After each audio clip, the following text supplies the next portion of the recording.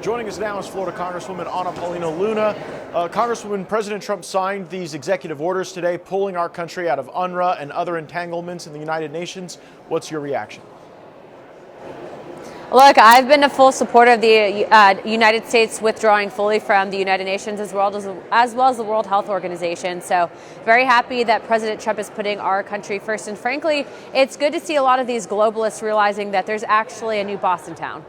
Yeah, I even wonder, should they be in New York, or should we get the UN out of the U.S. as well as getting the U.S. out of the UN? Look, they've become a real safe haven for anti-Israel sentiment. Do you believe that right now the conversations between Netanyahu and Trump are likely to lead to peace in the region? I think so. In fact, I think right now, I remind people of this all the time, but prior to the November election, remember Kamala Harris got caught pandering to not just Israel or Jewish people, but also Muslims, and sending out different campaign messaging specifically in reference to what was happening in the Middle East. And you saw that President Trump, because of that, was endorsed by both Jewish people and Muslims as well. And so what he's done is followed through on his campaign promises. But I want to go back to the United Nations real quick, Matt. Remember, they're not just guilty of that, they're guilty of human rights abuses. How many nations sit on their Human Rights Council that are actually guilty of doing awful things to people? And so I'm very happy to see what President Trump has done. President Trump shocked the world when he said that he would be taking Gaza for the United States and redeveloping it. How have your colleagues reacted to that on the Hill?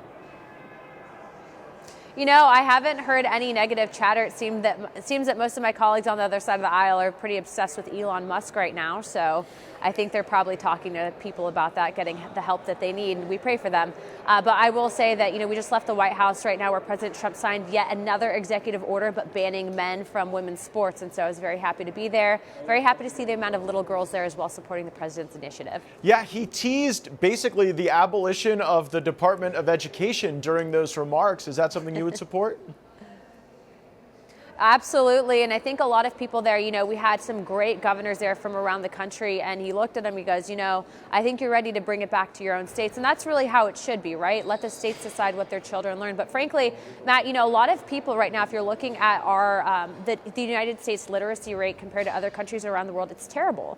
And we're seeing that it's more indoctrination instead of education. A lot of kids aren't even learning financial literacy by the time they graduate from high school. And so I'm looking forward to supporting, again, President Trump's initiatives across the board. But, it's just crazy to me that it took him getting back into the White House for Congress to get on the same page. So I guess it helps having the 800-pound girl in the White House. You did mention the interest that Democrats are taking in the work Elon Musk is doing to achieve efficiencies in our government. And what strikes me is how the Overton window has kind of moved. They used to isolate all of their criticism on Trump. Now Trump has become transformationally popular. Republicans seem to be really working together in great unity. And so Elon Musk has become the boogeyman. Just what do you think about that as a political strategy, making him the subject of all their ire? I think that it would have worked previously if they had control of the legacy media, but because of what's happened with social media, with the White House, Senate, Congress, all opening up their doors to these independent journalists and platforms, I think that they're really falling flat on their faces with the messaging. And by the way, when people find out what USAID funding went to, that it's essentially not just funding both sides of the war, but it's going towards these awful causes around the world, they're also in agreement. And so, they can continue to make Elon Musk the boogeyman, but I would argue if they really want to talk about the boogeyman, let's talk about George Soros. George Soros has largely been responsible for electing some of these people. If you want to talk about an actual boogeyman billionaire, look no further than George Soros. And so, they're trying to, I think, distract voters from the fact that President Trump was handed a dumpster fire when he took back control of the White House from the Biden administration. But again, if they want to continue to talk on that, have at it. We're continuing to get wins, not just on behalf of the American people, but on behalf of the world. And speaking of the world, one final question for you, Congresswoman, and I know you've got to get back to business on the Hill, but El Salvador's President Nayib Bukele has said he's willing to take in criminal illegal aliens from around the world. You are the current chair of the U.S. El Salvador Congressional Caucus. What's your reaction to President Bukele's offer?